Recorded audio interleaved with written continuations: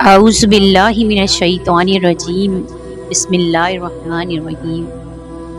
شروع اللہ کے نام سے جو بڑا مہربان نہایت رحم فرمانے والا ہے۔ آئیے وائس چینل کے دیکھنے اور سننے والوں کو السلام علیکم ورحمۃ اللہ وبرکاتہ۔ ناظرین، ایک ظالم بادشاہ نے جادو کے زور پر کس طرح اپنی رعایا پر ظلم ڈھائے اور حضرت عبداللہ بن تامر پر سختیاں کی اور ان کی شہادت کیسے ہوئی۔ ایک بہت بڑا جلیل القدر بادشاہ تھا۔ اس کے یہاں ایک ساحر اور جادوگر تھا جو اپنے فن میں کمال رکھتا تھا۔ اس کی سلطنت گویا اسی کے جادو کے بلبوتے پر قائم تھی۔ بادشاہ کے دشمنوں کو اپنے جادو کے زور سے ہلاک کر دیتا تھا۔ لڑنے جھگڑنے کی ضرورت نہ پڑتی تھی۔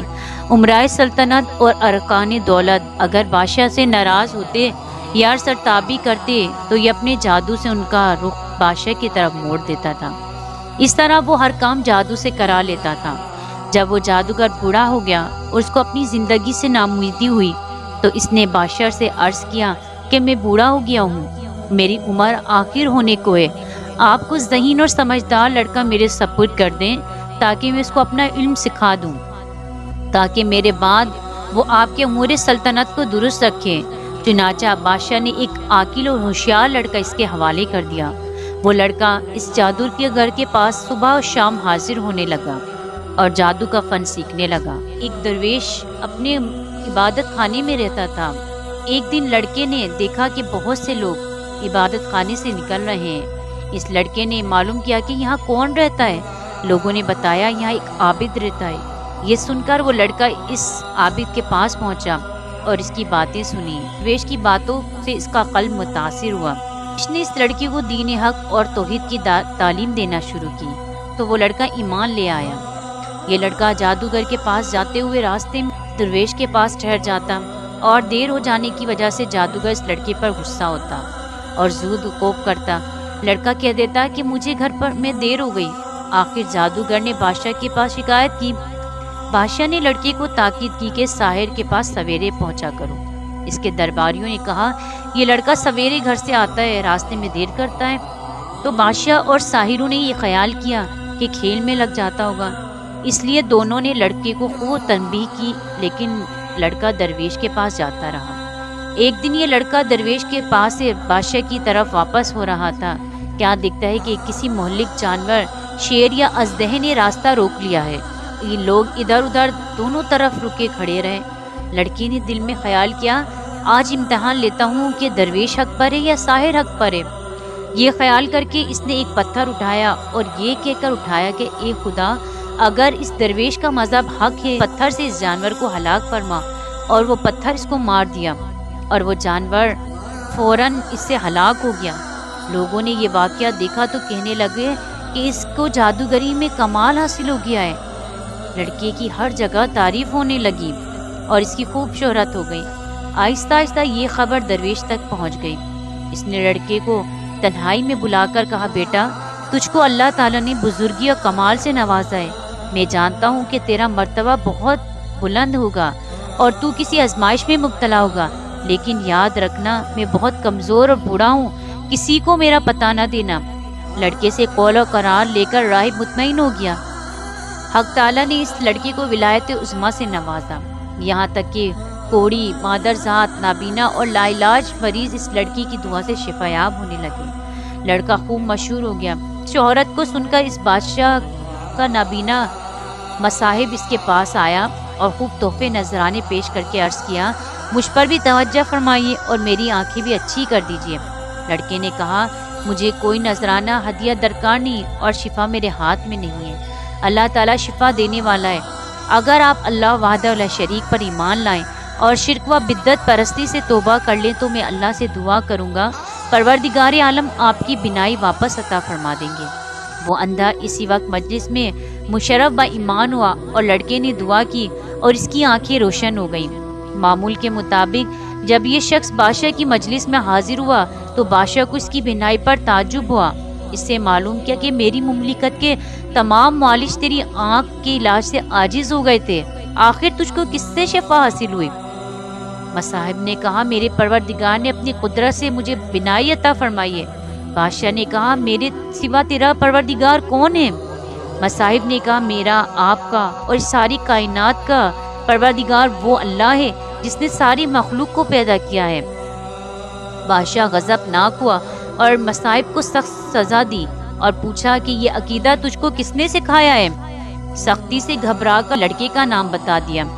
بادشاہ نے لڑکے کو بلایا اور کہا کہ تجھ کو میری پرورش اور میرے جادوگر کے فیض سے یہ کمال حاصل ہوا ہے۔ لڑکے نے کہا میرے اور آپ کے اور جادوگر کے ہاتھ میں شفا نہیں، یہ اللہ کی قدرت پر موقوف ہے۔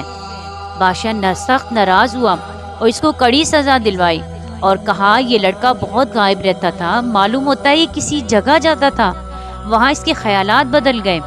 جادوگر نے بھی دربار میں حاضر ہو کر عرض کیا کہ یہ لڑکا مدت سے غائب ہے، میرے پاس نہیں آتا۔ بادشاہ نے کہا اس سے سختی سے پوچھا جائے کہ مدت سے کہاں رہا اور کس کے پاس آتا جاتا ہے۔ جب سختی حد سے بڑھ گئی تو لڑکے نے مجبور ہو کر گوشہ نشین درویش کا نام بتا دیا۔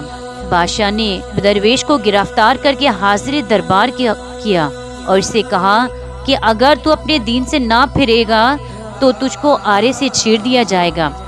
درویش نے کہا میں ہرگز اپنے دین برحق سے نہ پھروں گا اور جو مصیبت آئے گی اس پر صبر کروں گا۔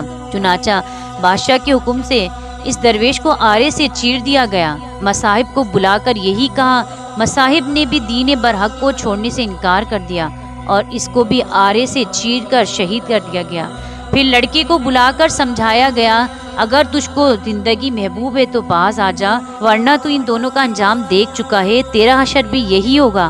لڑکے نے بادشاہ کی بات ماننے سے انکار کر دیا تو بادشاہ نے چند آدمیوں کو حکم دیا کہ اس لڑکے کو پہاڑ کی چوٹی پر لے جاؤ اور اس کو خوب سمجھاؤ، اگر مان گیا تو اس کو بڑا مقام دو اور اپنا مصاحب بنا لوں گا، اور اگر یہ باز نہ آئے تو پہاڑ کی چوٹی پر سے اس کو دھکیل دینا تاکہ اس کے عذاب پاش پاش ہو جائے۔ جب اس کو پہاڑ پر لے گئے اور سمجھایا اور دھمکایا تو لڑکے نے اللہ سے اپنی حفاظت کی دعا کی۔ اسی وقت پہاڑ پر زلزلہ پیدا ہو گیا اور شاہی لوگ پہاڑ پر سے گر کر ہلاک ہو گئے۔ لڑکا بعافیت گھر واپس آیا۔ بادشاہ نے پوچھا وہ لوگ کہاں ہیں جو تجھ کو لے گئے تھے؟ لڑکے نے جواب دیا میرے پروردگار نے ان کے شر سے میری حفاظت کی ہے اور ان کو ہلاک کر دیا۔ بادشاہ نے دوسرے چند آدمیوں کو حکم دیا کہ اس لڑکے کو کشتی میں سوار کر کے دریا میں لے جاؤ، یہ اپنے دین سے باز آئے تو بہتر ہے ورنہ دریا میں پھینک دو۔ چنانچہ وہ اس کو دریا میں لے گئے اور سمجھایا۔ لڑکے نے پھر دعا کی تو کشتی الٹ گئی اور شاہی لوگ غرق ہو گئے اور لڑکا صحیح سالم واپس آ گیا۔ بادشاہ نے ماجرا پوچھا تو لڑکے نے پورا قصہ بیان کر دیا۔ اس لڑکے نے کہا اے بادشاہ تم مجھے مار نہیں سکتا، ہاں تجھ کو میرا قتل ہی مقصود ہے تو اس کی تدبیر میں بتاتا ہوں، اگر وہ تدبیر اختیار کرے گا تو مجھ کو مار سکے گا۔ بادشاہ نے تدبیر پوچھی تو لڑکے نے کہا اس شہر کے تمام لوگوں کو شہر سے باہر ایک میدان میں جمع کر لے اور مجھ کو سولی پر چڑھا کر ایک تیر اپنی ترکش سے نکال کر بسم اللہ رب حاضل غلام کہہ کر وہ تیر میرے مار تو میں مر جاؤں گا۔ بادشاہ نے یہی کیا تو تیر اس لڑکے کی کن پٹی پر لگا۔ اس لڑکے نے اپنا ہاتھ کن پٹی پر رکھ لیا اور یہ کہتا ہوا شہید ہو گیا میں اپنے پروردگار کے نام پر شہید ہو کر کامیاب ہو گیا۔ اور اس واقعے کو دیکھنے پر تمام لوگوں نے بآواز بلند کہا آمنا بربی حاضل غلام، آمنا بربی حاضل غلام۔ یہ سن کر بادشاہ کے درباریوں نے کہا آپ نے ان تینوں کو ہلاک کر دیا جو آپ کے مذہب کے خلاف تھے، مگر اب تو سبھی لوگ آپ کے خلاف ہو گئے ہیں۔ یہ بات سن کر بادشاہ نہایت غضبناک ہوا اور شرمندگی سے چلا اٹھا اور خندق کی کھدوا کر اس میں آگ دہکانے کا حکم دیا۔ چنانچہ خندق میں آگ دہکائی گئی، اس کے کنارے پر ایان سلطنت کرسیاں بچھا کر بیٹھ گئے اور سب کو حاضر ہونے کا حکم دیا اور کارندوں سے کہا کہ سب سے معلوم کرو جو اپنے دین سے نہ پھرے اس کو آگ میں ڈال دو۔ چنانچہ شاہی فرمان کے مطابق ایمان والوں کو آگ میں ڈالنا شروع کیا گیا، یہاں تک کہ ایک ایسی عورت کو بھی لایا گیا جس کی گود میں بچہ تھا۔ عورت کو جب آگ میں ڈالنے لگے تو وہ ہچکچائی۔ بادشاہ نے کہا عورت کو رہنے دو، پہلے اس کے بچے کو آگ میں ڈال دو، شاید اس طرح وہ اپنے ایمان سے واپس ہو جائے۔ چنانچہ اس کے بچے کو آگ میں پھینک دیا گیا۔ بچے نے بآواز بلند کہا اماں جی آپ صبر کریں اور بلا گھبراہٹ بسم اللہ پڑھ کر آگ میں کود پڑو، یہ آگ گل و گلزار بن جائے گی۔ عورت یہ سن کر بغیر کسی گھبراہٹ کے آگ میں کود گئی، اور وہ آگ ایسی بھڑکی کہ اس نے بادشاہ اور اس کے مصاحبین کو، جو کہ کرسیوں پر بیٹھے تھے، مظلوموں کو جلنے کا تماشا دیکھ رہے تھے، سب کے سب کو جلا کر خاک کر دیا۔ حضرت ربیع بن انس فرماتے ہیں اللہ تعالیٰ نے ان مسلمانوں کے آگ میں گرنے سے پہلے ہی ان کی روح قبض کر لی تھی، اس طرح ان کو اس آگ کی تکلیف سے اللہ پاک نے محفوظ رکھا۔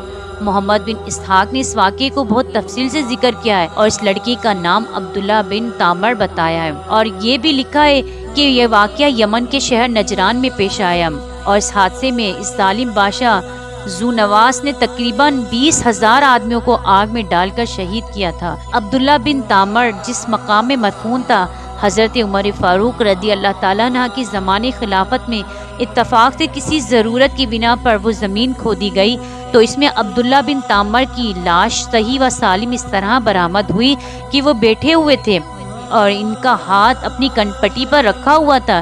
کسی دیکھنے والے نے ان کا ہاتھ جگہ سے ہٹایا تو خون جاری ہو گیا، پھر وہ ہاتھ اسی جگہ رکھ دیا تو خون بند ہو گیا۔ اس عبداللہ بن تامر کے ہاتھ میں ایک انگوٹھی تھی جس پر اللہ ربی کنندہ تھا۔ عامل یمن نے اس واقعے کی اطلاع فوراً حضرت عمر فاروق رضی اللہ تعالیٰ عنہ کو دی۔ حضرت عمر فاروق اعظم رضی اللہ تعالیٰ نے جواب میں لکھا کہ ان کو ان کی سابقہ حالت پر انگوٹھی سمیت دفن کر دو، چنانچہ ایسا ہی کیا گیا۔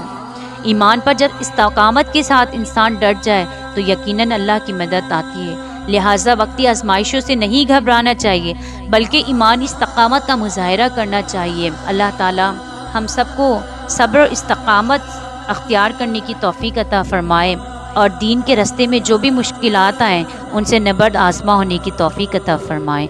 آمین ثم آمین۔